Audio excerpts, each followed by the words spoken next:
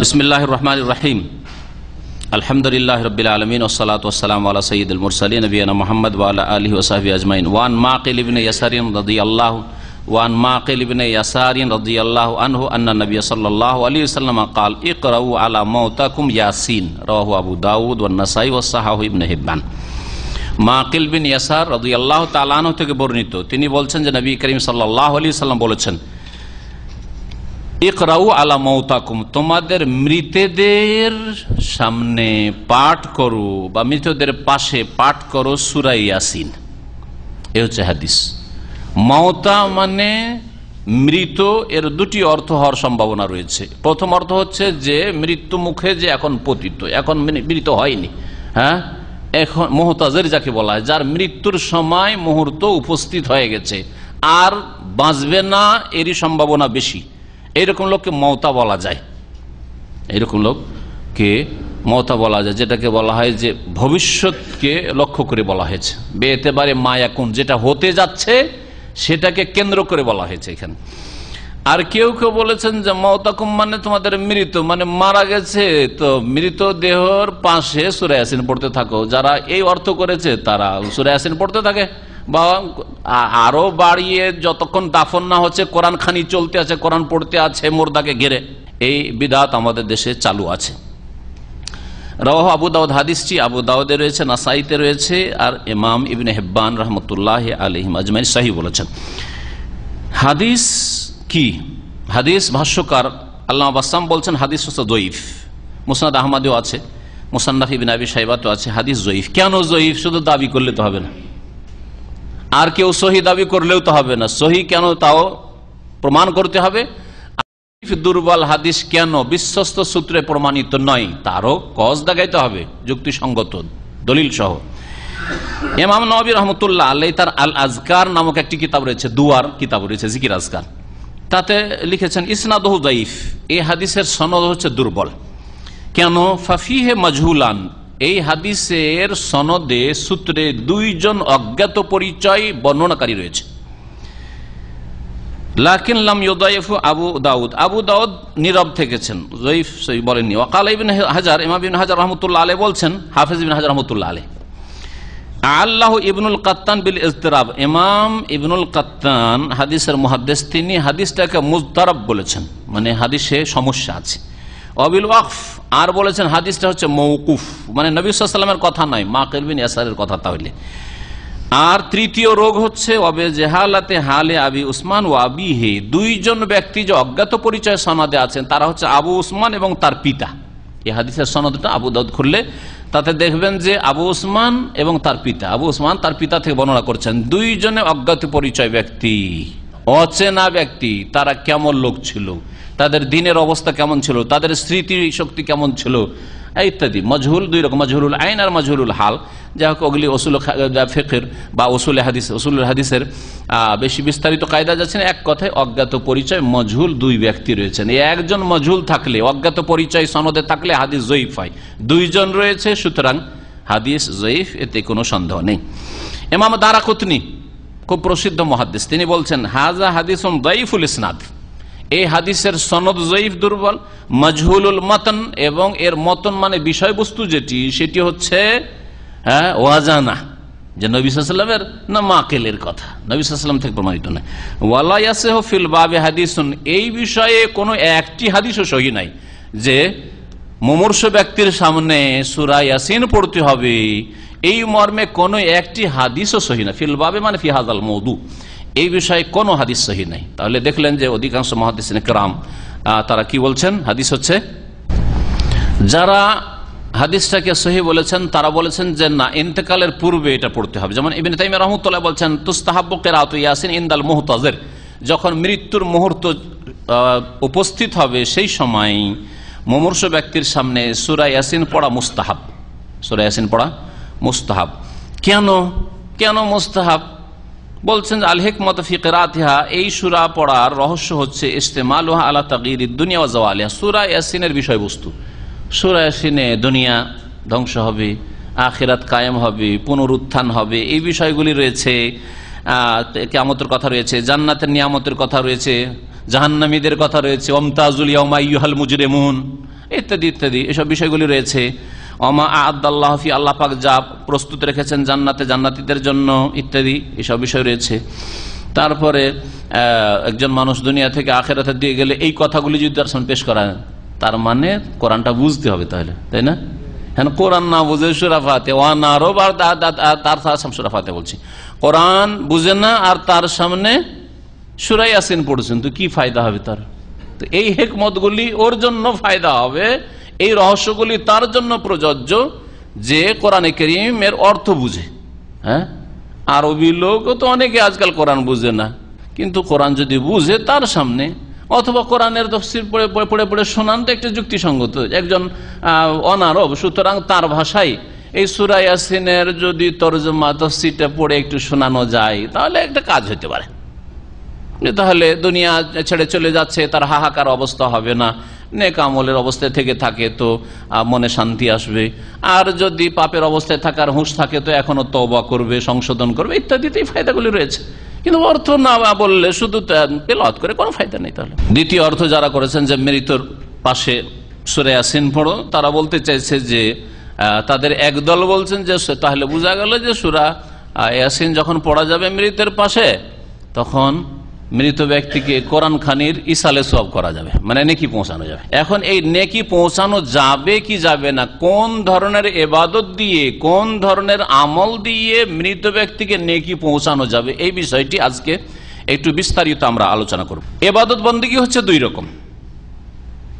যেসব ইবাদত বন্দেগী রয়েছে সেসব ইবাদত বন্দেগী হচ্ছে দুই রকম। এক রকম হচ্ছে যে এই বিষয়ের সাথে ইসালে সওয়াবের ক্ষেত্রে যেই ইবাদত বন্দেগীগুলির মাধ্যমে নেকি পৌঁছাতে পারবেন, এতে কোনো দ্বিমত নেই, মুত্তাফাক আলাইহ, সর্বসম্মতিক্রমে সকলের নিকট, হানাফি, শাফিঈ, মালিকি, হাম্বলি, আহলে হাদিস, মুহাদ্দিসিন সকলে বলছেন এই নেকিগুলি করে মৃত ব্যক্তিকে আপনি কি করতে পারবেন, উপকৃত করতে পারবেন, নেকি পৌঁছাতে পারবেন, ইসালে সওয়াব করতে পারবেন।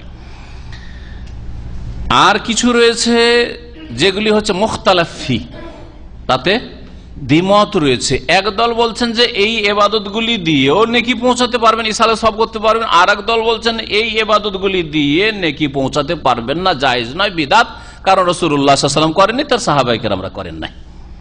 তাহলে এখন শুরু করি প্রথম মুত্তাফাক আলাইহি দিয়ে। মুত্তাফাক আলাইহি মানে কি বললাম? ওই সব ইবাদত বন্দেগী, যেই সব ইবাদত বন্দেগী দিয়ে মৃত ব্যক্তিকে, আপনার আত্মীয় স্বজন যারা দুনিয়া থেকে বিদায় নিয়েছে তাদেরকে নেকি পৌঁছাতে পারবেন, এই মর্মে উলামায়ে কেরাম, আইম্মায়ে কেরাম সমস্ত মাযহাবের কি রয়েছে, ঐক্যমত রয়েছে, ইত্তেফাক রয়েছে। প্রথম বিষয় হচ্ছে দুআ ওয়াল ইস্তিগফার, দোয়া এবং ক্ষমা চাওয়া, দোয়া করা মৃত ব্যক্তির জন্য আর আল্লাহর কাছে ক্ষমা চাওয়া। আল্লাহ আমার আব্বাকে মাফ করে দাও, আল্লাহ আমার আম্মাকে ক্ষমা করে দাও, আল্লাহ আমার বাপদাদা পূর্বপুরুষ মুমিন মুমিনাত যারা দুনিয়া থেকে বিদায় নিয়েছে তাদেরকে তুমি মাফ করে দাও, তাদের কবর আযাবকে দূর করে দাও, তাদেরকে জান্নাতুল ফিরদৌস দান করো। এইটা দোয়া ইস্তিগফার। রব্বানা ইগফির লানা ওয়া লিইখওয়ানিনা আল্লাযীনা সাবাকুনা বিল ঈমান ওয়া লা তাজআল ফী কুলুবিনা গিল্লাল লিল্লাযীনা আমানু রব্বানা ইন্নাকা রাউফুর রহিম। আল্লাহ কোরআনে কারীমে শিখিয়েছেন যারা আমাদের পূর্বে ঈমানের অবস্থায় চলে গেছে। সূরা হাশর আয়াত নম্বর 10। দ্বিতীয় উপায় নেকি পৌঁছাবার সাদকা, দান খায়রাত।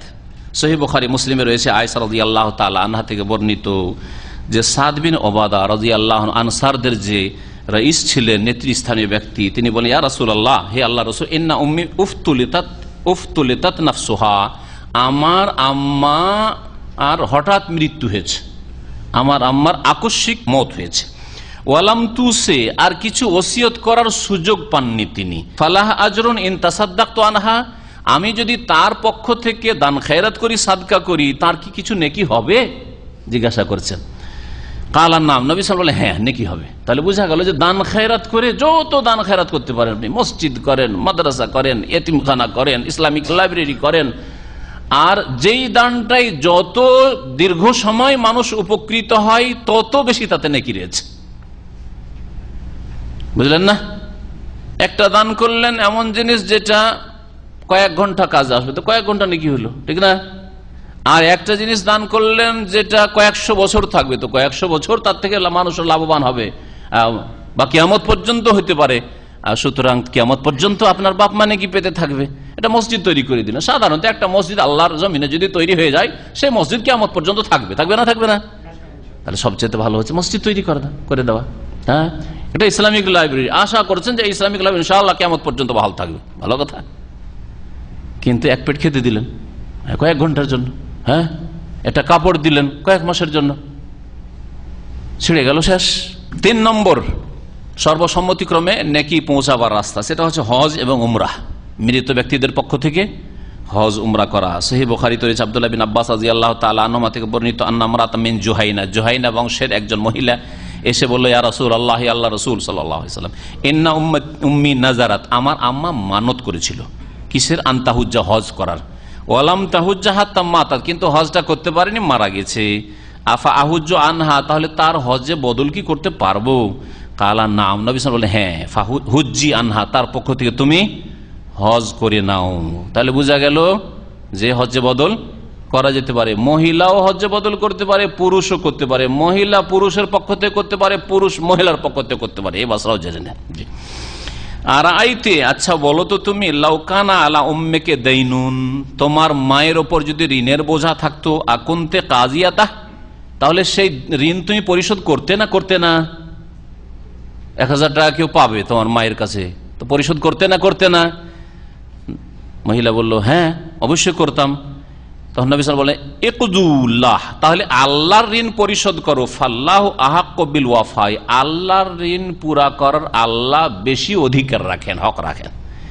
আল্লাহর হক হচ্ছে মান্নত, আল্লাহর নামে মান্নত করে ফেলেছে হজ করার, আল্লাহর ঋণ আছে তোমার মায়ের ওপর, এই ঋণ পরিশোধ করতে হবে। যেমন টাকা পয়সার ঋণ থাকলে কোনো মানুষের পরিশোধ করতে, ঠিক তেমনি আল্লাহ পাকের হক পুরা করা। 4 নম্বর উপায় নেকি পৌঁছাবার, তা হচ্ছে রোজা রাখা, নফল রোজা নয়।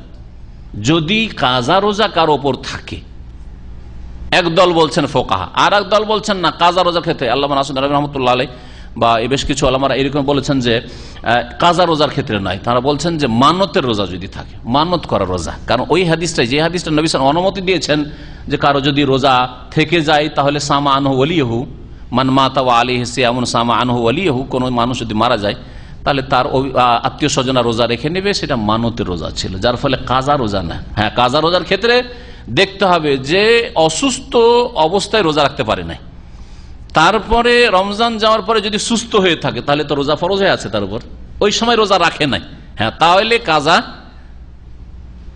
কাজা এই ক্ষেত্রে কাজা, যারা বলছেন কাজা করতে পারবে, ফরজ মান্নত দুটোই, তারা বলছে কাজা করবেন। আর যদি এই মতটি না হয় যে না, এইরকম কাজা রোজা আর বদল করবে না, বরং এই ক্ষেত্রে ফিদিয়ে দিয়ে দিবে, রোজা ফরজ ছিল আর রোজা রাখেনি, আর এই রোজা রাখার আর সময় নেই, মারা গেছে, তাহলে ফিদিয়ে দিয়ে দিবে, অর্থাৎ 1 মিসকিন করে খাবার খাওয়িয়ে দিবে, একদল বলছেন। যাই হোক, হাদিস রয়েছে সহিহ বুখারী মুসলিমের রোজা সম্পর্কে, আয়েশা রাদিয়াল্লাহু আনহা বলছেন, নবী করিম সাল্লাল্লাহু আলাইহি ওয়াসাল্লাম বলেছেন, মান মাতা ওয়া আলাইহি সিয়ামুন, কোন মানুষ যদি মারা যায় আর তার উপর রোজা থেকে থাকে, সামা আনহু ওয়ালিহু, তাহলে তার আত্মীয় স্বজনরা রোজা রেখে নেবে। কয়টি হলো? 4টি। এই 4টির ক্ষেত্রে সকলে একমত যে এই 4টি নেকির দ্বারা ইসালে সব করতে পারবেন, মানে নেকি পৌঁছাতে পারবেন। জি, আমাদের দেশে ফার্সি ভাষা ব্যবহার করে, হ্যাঁ, যারা এইসব কাজ করে, এগুলি নয় যেগুলি ঠিক নয়, সুন্নতের খেলাফ, সেগুলিও করে। সব রেসানি বলে, কি বলে? সব রেসানি। রেসান মানে ইসাল, আরবিতে ইসাল মানে পৌঁছানো, আউসালা ইউসাল ইসালান, আর ফার্সিতে রেসান মানে হচ্ছে পৌঁছানো, হ্যাঁ, রেসান। ইমাম ইবনে তাইমিয়া রাহমাতুল্লাহ আলাইহি বলছেন, ইত্তাফাক আইম্মাতুল ইসলাম আলা ইনতিফাইল মাইয়িতে বিদুআই লাহু, সমস্ত আইম্মায়ে কেরাম, ইসলামের মুসলিম আইম্মায়ে কেরামরা একমত যে মাইয়িতের লাভ হবে মাইয়িতের জন্য দোয়া করলে, দোয়ার ক্ষেত্রে কোনো দ্বিমত নেই। ওয়া ইউমালু আনহু মিনাল বির, আর তার পক্ষ থেকে নেকির কাজ করা গেলেও তাতে ফায়দা হবে। ওয়া হাযা মিম্মা ইউলামু বিদ-দারুরা মিন দীনিল ইসলাম, এটা দ্বীন ইসলামের একটা সুস্পষ্ট বিষয়। ওয়াকাদাল্লা আলাইহিল কিতাব ওয়াস সুন্নাহ ওয়াল ইজমা, এর প্রমাণ কোরআনে কারীমে রয়েছে, ইজমা সুন্নাতে রয়েছে, ইজমাতে রয়েছে। ফামান খালাফা যালিকা, এর বিপরীত কেউ যদি বলে না না নিজে কিছু করে যায়নি, কোন রাস্তা নেই, সব রাস্তা বন্ধ হয়ে গেছে, কোন রাস্তা দিয়ে নেকি পৌঁছানো যাবে না, তাহলে বিদাতি বলে গণ্য হবে। কেউ যদি বলে না কোনো রাস্তা না, যা করেছে করেছে, আর নেকি পৌঁছানো যাবে না, একবারে টোটাল এই 4টাকেও যদি অস্বীকার করে, 4টা কি? দোয়া, ইস্তেগফার, হ্যাঁ, আর কি? সাদকা, হজ উমরা, আর রোজা। যদি রোজা ধরে নেন দুটো কাজা থাকে বা মান্নত রোজা থাকে, ফুল রোজা দিয়ে নয়। ওয়ালাম ইউখালিফ ফি হাযিহিল আহাদিস সাহিহা সারিহা মান বালাগাতহু, যাদের কাছে হাদিসগুলি পৌঁছেছে সহিহ সহিহ হাদিস, তারা কেউ বিরোধিতা করেনি। কারা বিরোধিতা করেছে? ইন্নামা ওয়া ইন্নামা খালাফা মান লাম তাবলুগহু, যেসব ইমামদের কাছে হাদিসগুলি পৌঁছেনি তারাই বিরোধিতা করেছেন আগে। ওয়া ইন্নামা ইখতালাফু ফিল ইবাদাতিল বাদানিয়াতি আল মাহদাহ, শাইখুল ইসলাম ইবনে তাইমিয়া রাহমাতুল্লাহ বলছেন যে যেগুলি নিছক ইবাদত, খালেস ইবাদত, এই ইবাদতগুলি আর শারীরিক ইবাদত আল বাদানিয়া শারীরিক ইবাদত আর আল মাহজা খালেস ইবাদত, এই ইবাদতগুলি দিয়ে নেকি পৌঁছানো যাবে কি যাবে না। যেমন দৈহিক ইবাদত আর খালেস ইবাদত, দুনিয়ার কোনো অন্য কোনো কাজ নাই। যেমন সালাত, নামাজ পড়ে নেকি পৌঁছানো যাবে কিনা। আপনি নামাজ পড়ে 2 রাকাত নামাজ পড়েছেন, আল্লাহ এই নামাজের নেকিটা আমার মাকে পৌঁছে দাও, আমার বাপের জন্য দান করে দিলাম, এটা এরকম। তেলাওয়াতুল কোরআন, কোরআন তেলাওয়াত হচ্ছে ইবাদত, তাআব্বুদ, আপনি তেলাওয়াত করছেন ইবাদত, প্রত্যেকটি অক্ষর এক একটি নেকি, 1 নেকি 10 হয়। তাহলে এই নেকিগুলি হচ্ছে নিছক খালেস ইবাদত। কোরআন দুনিয়ার গরজে পড়া হয় না, কোরআন পড়বেন আল্লাহর সন্তুষ্টির জন্য, খালেস নিছক ইবাদত। আর দৈহিক ইবাদত, জবান দিয়ে আপনি পড়ছেন, তো দৈহিক ইবাদত শারীরিক। তো এই ইবাদত দিয়ে নেকি পৌঁছানো যাবে কি যাবে না, এগুলিতে দ্বিমত রয়েছে। তাহলে দ্বিমত কিসে হইল? নামাজ দিয়ে নেকি পৌঁছাতে পারবেন কিনা। আর কোরআন তেলাওয়াত, কোরআন খানি, ফার্সি ভাষা এটা, কোরআন খানিটা, খানদান মানে পড়া, খানদান মানে একটা বংশ হয়, খানদান। আর খাওয়ানদান ওয়াও দিয়ে, হ্যাঁ মাদ্রাসা পড়া ভাইরা, ঠিক আছে না, খানদান ছোটকালে মুখস্থ করেছেন মাদ্রাসায় যারা পড়েছেন, খানদান মানে পড়া, কোরআন খানি ওখান থেকে। এই বিষয়ে যে দ্বিমত রয়েছে হানাফি এবং হাম্বলি এই মযহাবের লোকেরা আর কিছু শাফি মালিকি লোকেরা, পরবর্তীকালের, আগের না, মুতাআখিরিন, এখন বর্তমান যুগের, তারা বলছে এলা উসুলে সাওয়াবিহা মিনাল হাইয়্যি ইলাল মাইয়্যিত ওয়াল হাই, বলছেন যে একজন জীবিত মানুষ যদি নেকি পৌঁছায়, মৃতকে তার কাছে পৌঁছিবে, আর জীবিতকে পৌঁছায় তাও পৌঁছিবে। তাদের মত কি মানে? আপনি নেকি করলেন, 2 রাকাত নামাজ পড়লেন, অথবা এক পারা কোরআন পড়লেন, সূরা বাকারা পড়লেন, আর বাকারা পড়ার পরে আপনি মৃতকে নেকিটা দিয়ে দিলেন যে আল্লাহ এই নেকিটা অমুককে দিয়ে দিলাম, অমুকের জন্য কবুল করা আমার তরফ থেকে। অথবা কোনো জীবিতকে, আপনি বিদেশে এসছেন, আপনার মা বাড়িতে বসে আছে, যে 1 খতম দিলাম কোরআন আল্লাহ, আমার ছেলে বিদেশে আছে, ওকে নেকিটা দিয়ে দাও। অথবা আপনি সৌদি আরবে আছেন, মাকে নেকি পৌঁছাচ্ছেন, বা মা বেঁচে আছে, তাদের কাছে এই নেকিগুলো মৃতকে পৌঁছানো হোক অথবা জীবিতকে পৌঁছানো হোক, পৌঁছিবে। ওয়াজাহাবা মুতাকাদ্দিমুশ শাফিঈ ওয়া মুতাকাদ্দিমুল মালিকিয়া, বলছেন যে প্রথম যুগের শাফিঈরা, মানে ইমাম শাফি রহমতুল্লাহ আলাইহি এবং তার ছাত্র দীর্ঘদিন, এইরকম ইমাম মালিক রহমতুল্লাহ আলাইহি আর তার ছাত্ররা মুতাকাদ্দিমিন আগের, এরা আর এদের সাথেই আহলে হাদিস উলামায়ে কেরাম, ভারত, বাংলাদেশ, পাকিস্তানে যেহেতু আহলে হাদিসদের বড় একটা সংখ্যা রয়েছে, সুতরাং তাদের মতটাও আমাদের জেনে নেওয়া আবশ্যক। আহলে হাদিস উলামায়ে কেরাম মুহাদ্দিসিনদেরকে অনুসরণ করেন, মুহাদ্দিসিনদের মত থেকে তারা ভিন্ন না। মুহাদ্দিসিনরা যেই পথে গেছেন অধিকাংশ ক্ষেত্রে সেই পথে, যেটা সহিহ হাদিস পেয়েছেন তারাই সেটা গ্রহণ করেছেন। সেটা যে কোনো মাযহাবের সাথে মিলতে পারে, কখনো আবু হানিফার সাথে মিলতে পারে, কখনো শাফির সাথে মিলতে পারে, কখনো মালিকের সাথে, কখনো ইমাম আহমদ বিন হাম্বলের সাথে মিলতে পারে। এটাই হচ্ছে সহিহ মানহাজ, এটা হচ্ছে সহিহ তরিকা, যে খুযু মিন হাইসু আখাযু, তারা যেখান থেকে এনেছেন ওখান থেকে আপনি নেন। ইমাম আবু হানিফা, শাফি, মালিক, আহমদ কোরআন হাদিস থেকে নিয়েছেন, আপনি কোরআন হাদিসে যেটা সবচেয়ে বেশি বলিষ্ঠ মনে হচ্ছে সেটা নেন আপনি। এদের মত হচ্ছে যে এলা আদামে উসুলে সওয়াবিল ইবাদাতিল বাদানি আল মাহদা, নিছক যেগুলো শারীরিক ইবাদত, নিছক শারীরিক ইবাদত, এটা মাইয়্যতকে পৌঁছে না, বা এই দিয়ে মাইয়্যতকে বা জীবিতকে নেকি পৌঁছানো যায় না, মাইয়্যতকে বা জীবিতকে, মৃতকে জীবিতকে নেকি পৌঁছানো যায় না। নিছক শারীরিক ইবাদত আর নিছক শারীরিক ইবাদত নয়, কথাটি যখন আসলে একটু স্পষ্ট করি। সালাত, নামাজ পুরোপুরি শরীর দিয়ে সম্পাদিত হয়, তাই না? কোরআনের তেলাওয়াত পুরোপুরি আপনার জবান দিয়ে তেলাওয়াত হচ্ছে, শরীর দিয়ে তেলাওয়াত হচ্ছে, ঠিক না? তাহলে এগুলো হচ্ছে ইবাদতে বাদানিয়া খালেসা, নিছক শারীরিক ইবাদত। হজ উমরা শারীরিক আর্থিক, হ্যাঁ, এই জন্য এটাকে শারীরিক বলা যাবে না, অর্থ না হলে হজ হবে না, অর্থ লাগবে আর শরীরে মেহনত, পরিশ্রম, ছোটাছুটি, কষ্ট করাও লাগবে, তো ওই ক্ষেত্রে কিন্তু চলবে। হ্যাঁ, এই জন্য বলছেন যে এটা শুধু শারীরিক ইবাদত, সেই ইবাদতের নেকি পৌঁছানো যাবে না ইমাম শাফি, ইমাম মালিক বা আগের শাফিঈ, মালিকিয়া আর আহলে হাদিস মুহাদ্দিসিনদের নিকটে। প্রত্যেক দল নিজ নিজ দলিল পেশ করার চেষ্টা করেছেন, আমি যেটি সার কথা সেটি এখানে পেশ করি। ইমাম ইবনে তাইমিয়া রাহমাতুল্লাহ আলাইহি বলছেন, ক্বালা শাইখুল ইসলাম ইবনে তাইমিয়া আফজালুল ইবাদাত মা ওয়াফাকা হাদিয়ান নবী সাল্লাল্লাহু আলাইহি ওয়াসাল্লাম হাদিয়া আসহাবিহি। এটা মৌলিক নীতিমালা শুনে রাখেন। সবচাইতে উত্তম ইবাদত হচ্ছে যে ইবাদত নবী সাল্লাল্লাহু আলাইহি ওয়াসাল্লামের আদর্শের অনুকূলে। বুঝছেন না কথা? নবী সাল্লাল্লাহু আলাইহি ওয়াসাল্লাম যেমন ইবাদত করেছেন তেমন ইবাদত হচ্ছে সবচেয়ে উত্তম ইবাদত। ও হাদিউ আসহাবিহি, আর সবচেয়ে ভালো ইবাদত হচ্ছে তারপরে নবী সাল্লাল্লাহু আলাইহি ওয়াসাল্লামের সাহাবায়ে কেরাম যেমন ইবাদত করেছেন ওইরকম ইবাদত করা। তাহলে এখন আমরা দেখব এই নীতিমালাকে সামনে রেখে যে নবী করিম সাল্লাল্লাহু আলাইহি ওয়াসাল্লামের জীবদ্দশায় তার স্ত্রী ইন্তেকাল করেছেন খাদিজা রাদিয়াল্লাহু আনহা, জাইনাব উম্মুল মাসাকিন। মেয়ে কয়জন ইন্তেকাল করেছেন বলেন? জাইনাব রাদিয়াল্লাহু আনহা, হ্যাঁ, আর রোকাইয়া, উম্মে কুলসুম। তাদের জন্য নামাজ পড়ে বকশিয়েছেন, সব রেসানি করেছেন, ইসালে সব করেছেন। তাদের জন্য কোরআন তেলাওয়াত করে যে এক খতম দিলাম দিয়ে আমার মেয়েটাকে নাকি পৌঁছাই, হ্যাঁ, আমার এত প্রিয় তোমার স্ত্রী, আর তার অবদান দিন ইসলামের উপর আর রাসূলুল্লাহ সাল্লাল্লাহু আলাইহি ওয়াসাল্লাম অনেক বড় ছিল, খাদিজা রাদিয়াল্লাহু আনহা নাকি পৌঁছিয়েছেন।